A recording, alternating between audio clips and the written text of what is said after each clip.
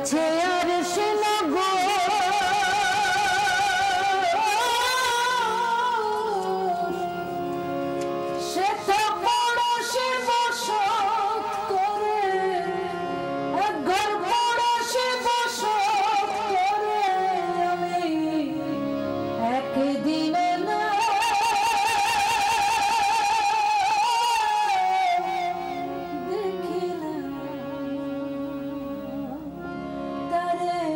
এমন মানব জনম আর কি হবে, মন যা করো তরাই করো এই ভবে।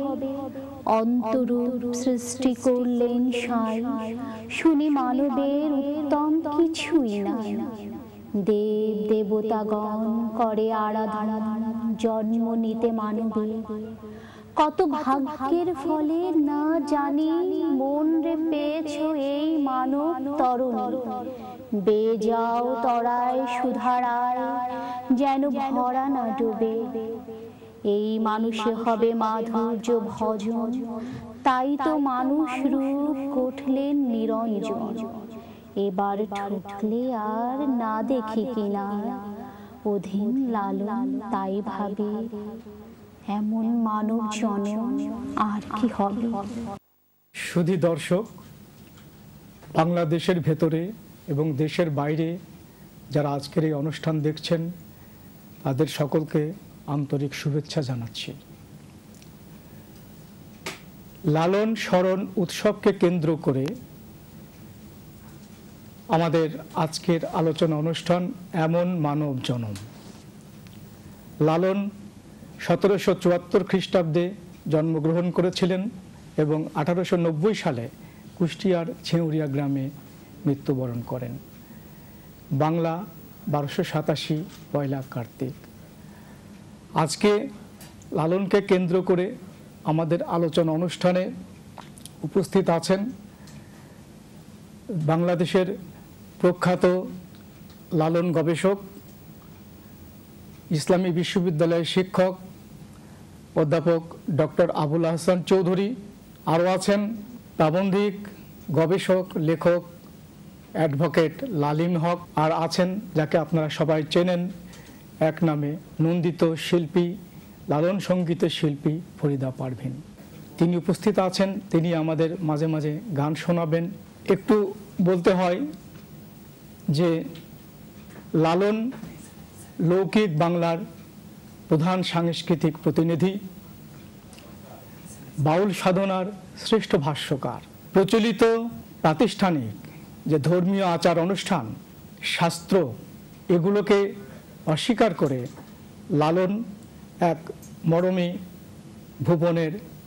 ভুবন নির্মাণ করেছিলেন, যেখানে মানবিক চেতনা ও বোধ সমৃদ্ধ আমরা দেখতে পাই। তিনি ছিলেন অত্যন্ত সমাজমনস্ক, তাই সমাজের সমস্যা তাকে গভীরভাবে স্পর্শ করেছে। জাতপাত, ছুতমার্গ, সামাজিক বিদ্বেষ, সম্প্রদায়গত বিদ্বেষ, এসবের বিরুদ্ধে তিনি তার গানের বাণী দিয়ে প্রতিবাদ জানিয়েছিলেন। আজকের এই আলোচনা অনুষ্ঠানে আমাদের নন্দিত শিল্পী, বাংলাদেশের, যার পরিচয় বাংলাদেশে কেন, আজকে সারা পৃথিবীতেই ফরিদা পারভিনকে পরিচয় করিয়ে দিতে হয় না, এটা আমার কাছে ধৃষ্টতা মনে হচ্ছে। আচ্ছা, কিছুদিন আগে জাপানের ফুকুওয়াকা পুরস্কারে, এই বিরল সম্মানে আপনি সম্মানিত হয়েছেন। সেখানে যারা আপনাকে পুরস্কারটা প্রদান করেছে, তারা লালনের গানকে কিভাবে মূল্যায়ন করেছে আপনার সামনে, এবং আপনি কোন গানটি সেখানে গিয়েছিলেন অনুগ্রহ করে আমাদের সামনে উপস্থাপন। একটু আগে থেকেই বলতে হয়, অসংখ্য ধন্যবাদ আমাকে এইভাবে সম্মানের সাথে উপস্থাপন করবার জন্য। প্রথমত জাপানে ফরিদা পারভিন প্রজেক্ট কমিটি হয়েছিল, তখন সেখানে আমরা 1 মাস ব্যাপী নানান শহরে আমরা লালনের গান করেছিলাম। যেহেতু আমাদের দুজন বয়োজ্যেষ্ঠ এবং বিজ্ঞ, নিঃসন্দেহে তাদের সূত্র থেকেই বলি যে লালন ফকিরের যে বাণীটা আমার কাছে, আমার ক্ষুদ্র ধারণার মধ্যে আমি বলতে পারি যে মানুষে মানুষে যে প্রেম সৃষ্টি করা, আজকাল সারা পৃথিবীতে একটা অস্থিরতার পর্যবসিত হয়েছে। আপনারা সকলেই জানেন যে ইউনেস্কোর জরিপে যেটা হয়েছে যে ভাব সঙ্গীতের শিরোমণি হচ্ছে লালন ফকির। সেই লালন ফকিরের গানের মধ্য দিয়ে আমরা প্রচার করতে চেয়েছি যে শান্তির বাণী। আমার কাছে তাই মনে হয় লালন ফকির হচ্ছে বাংলাদেশের শেকড়, সেই একটা পরিচয় আছে এবং সেই থেকেই তারা উপনীত হয়েছে যে এটা যেহেতু প্রচার প্রসার, আমি জানি না কতটুকু অবদান রাখতে পেরেছি, তো তাদের তাদের সহানুভূতি, তাদের যা কিছু বলুন না কেন, তারা বাংলাদেশকে এইভাবে সম্মান দেখিয়েছে।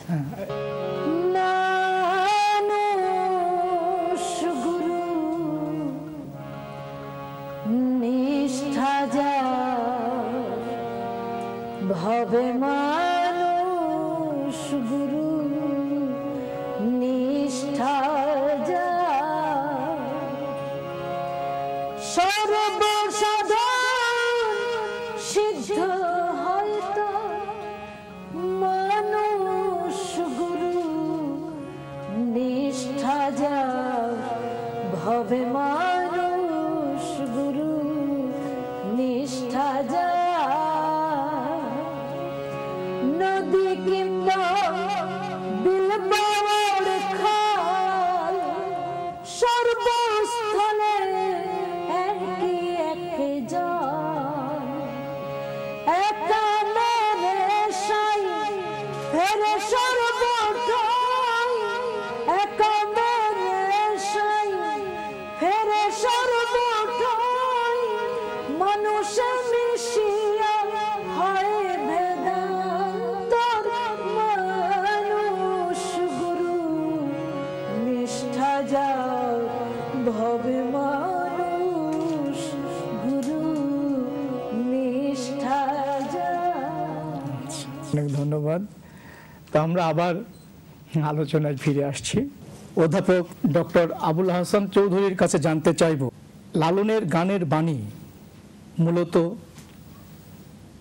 তৎকালীন সমাজে নিম্নবর্গের মানুষ যে অবহেলিত হয়েছে তাদের প্রতি যে ঘৃণা বিদ্বেষ ছিল সমাজের উচ্চ শ্রেণীর মানুষের, তার বিরুদ্ধেই তার গানের বাণী। তো এক্ষেত্রে লালন যে তীব্র প্রতিবাদ জানিয়েছিলেন তার সমাজের চেতনার, সামাজিক চেতনার কারণে আর কি। তা আপনার কাছ থেকে জানতে চাইবো যে লালনের এই মানুষ সম্পর্কিত ব্যাপারে, জাতপাতের বিরুদ্ধে এবং সম্প্রদায় বিদ্বেষের বিরুদ্ধে তিনি যা কিছু বলেছেন সে সম্পর্কে একটু আলোকপাত করবেন অনুগ্রহ করে। লালন ফকির বাঙালি সমাজের এক পরম বিস্ময়। 200 বছর আগে অন্ধকারাচ্ছন্ন বাংলার নিভৃত এক পল্লীতে তাঁর আবির্ভাব। কোনো লেখাপড়া শেখার সুযোগ তার মেলেনি। নিজে আপন মনে সাধনার অনুষঙ্গে তিনি গান রচনা করেছেন এবং সেই গানের ভেতর দিয়ে একদিকে যেমন সাধনার কথা তিনি বলেছেন, তার শিষ্য সাবুদ্দের প্রতি তার নির্দেশাবলী গানের ভেতর দিয়ে প্রকাশিত হয়েছে, আর পাশাপাশি সমকালীন সমাজ সম্পর্কে তার অভিজ্ঞতার কথা তার গানে প্রকাশ করেছেন, প্রচার করেছেন। আর লালন ফকিরের গানে আমরা যে জাত ধর্ম নিয়ে বড়াই করি, জাত ধর্ম নিয়ে আমাদের গৌরব, তাকে তিনি খারিজ করে দিয়েছেন।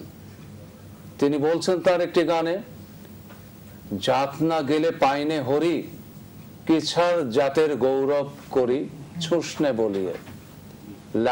লালন কয় জাত হাতে পেলে পুরাতাম আগুন দিয়ে। একবার জগন্নাথে দেখরে যে জাত কেমন রাখো বাঁচিয়ে, চণ্ডালে আনিলে অন্ন ব্রাহ্মণে তাই লয় খেয়ে। এইভাবে আমরা যদি দেখি তাহলে লালন ফকিরকে কেবল একটা সাধনাশ্রয়ী ফকির হিসেবে আমরা বিবেচনা করব না। আমরা দেখব যে সমাজ এবং সমকাল তাকে আলোড়িত করেছে। এবং এই প্রসঙ্গে একটি কথা বলা খুব জরুরি বলে আমরা মনে করি যে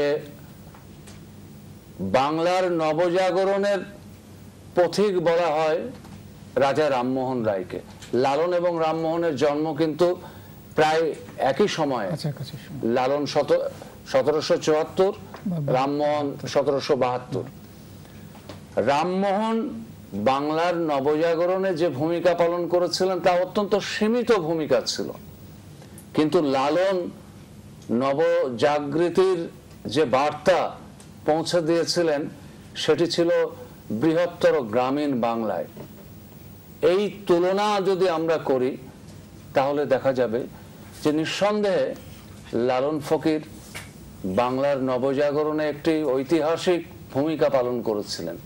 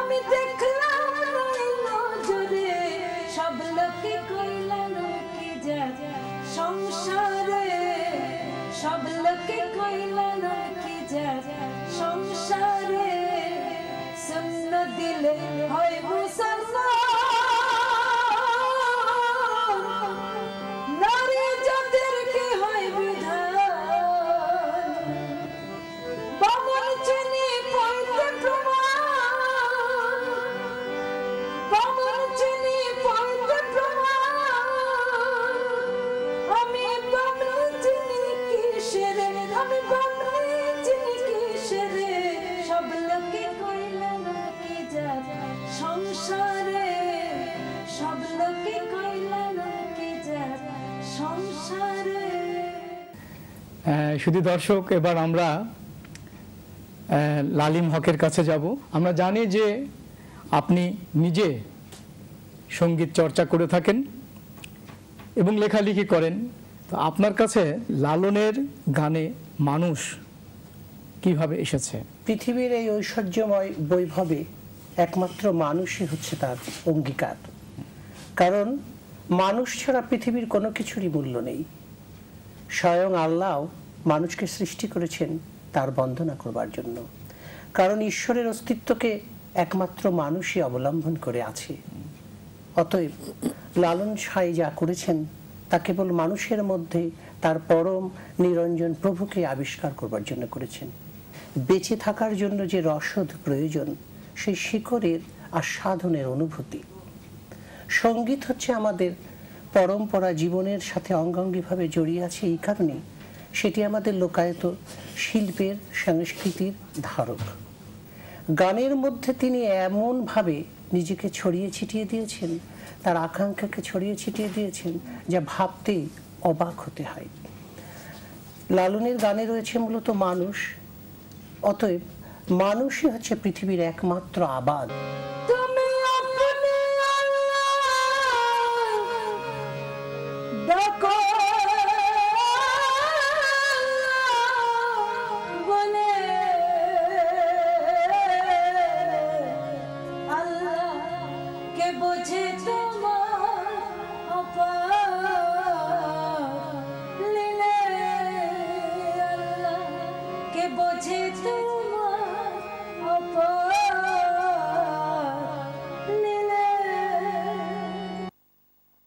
অধ্যাপক ডক্টর আবুল হাসান চৌধুরী,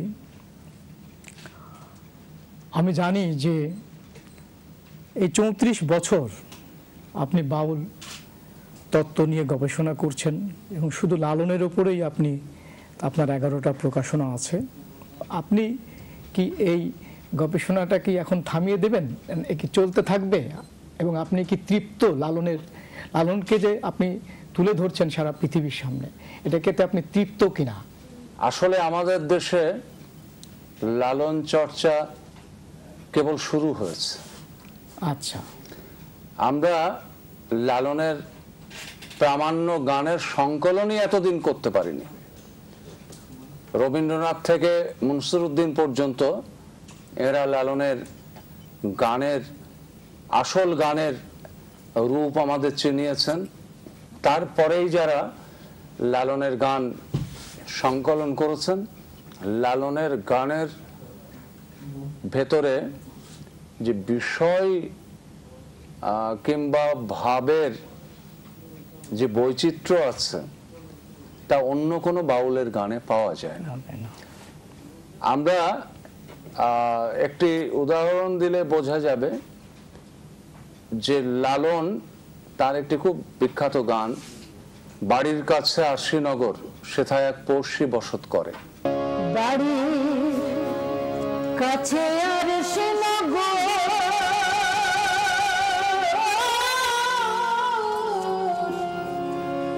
সেথা পড়শি বসত করে, ঘর পড়শি বসত করে, আমি একদিন না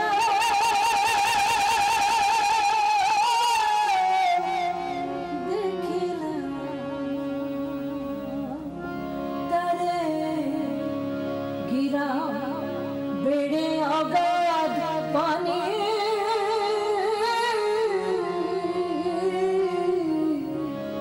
নাই কিনারা নাই তরণী পারে, বাঞ্ছা করে দেখা গাতারে, বাঞ্ছা করে দেখা গাতারে, কেমন শাসা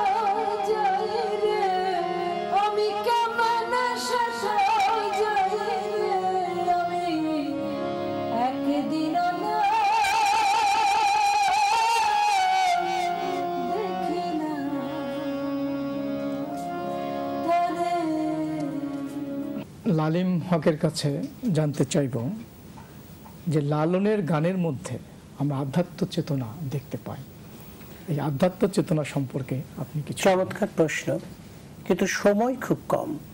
ভারতবর্ষের ধর্মভাবনায় আধ্যাত্মবাদী অধিকাংশ জায়গা দখল করে আছে।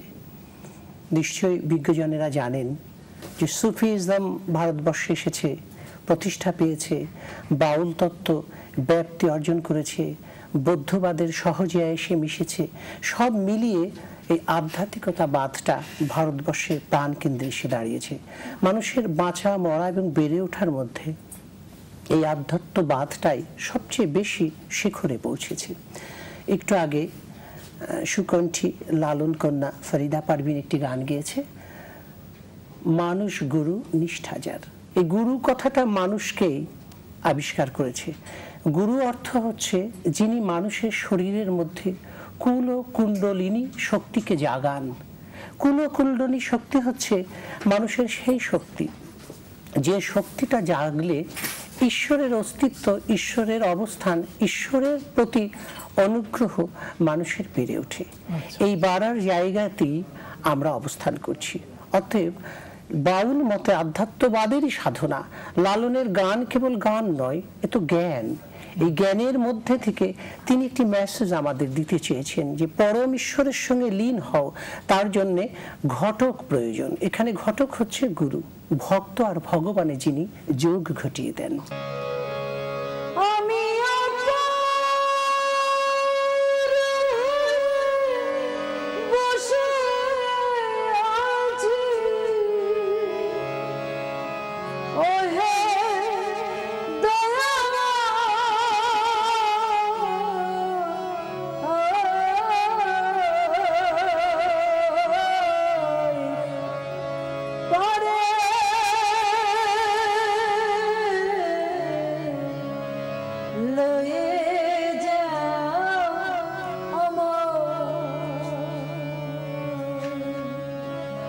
আমি একা রইলাম ঘটে, মানুষ বসি লোপটে, আমি তোমার ঘর করতে না দেখি